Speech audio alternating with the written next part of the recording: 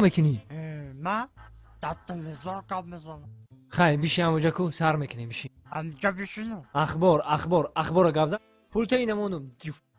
السلام علیکم تماشاگران عزتمند. اینک برنامه تلویزیونی اخبار است رئیس فیلم توسط به شما میستر کلی. هفته سپشل در شهر دوشنبه در چششون کردن. در نزدیکی این ویدی دو دوست را دستگیر کردند. صدراعظم نجمی و بهرام غفوری ساعت 12 شب به نیت غارتگری از خانه بیرون شده و خانه عبیدالله سعدالله حمله کردند.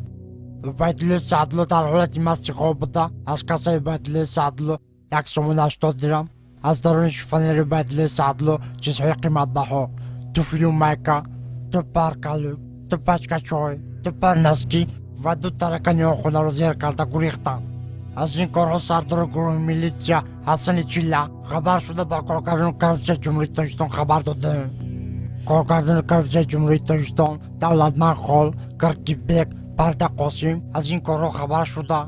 هر دین غارتگرها را دستگیر کرده و درون کاخ برباد بردن. صدراعظم نجمی و بهرام غفوری به درون کاخ برباد برده. صدراعظم نجمیدین زدن تا با قدم خدا و اسم میکنی. ای رو تسیا کدامی ژورنالیست دروغ میگه؟ تو در تلویزیون گپ زدی تو رو تمام جهان تماشا میکنه. تو دروغ میگی؟ تو رو خلق میدونی چیکار میکنه؟ سنگ شپت میکنه. نخود ژورنالیست دروغ بگه. چه دارو بزنی؟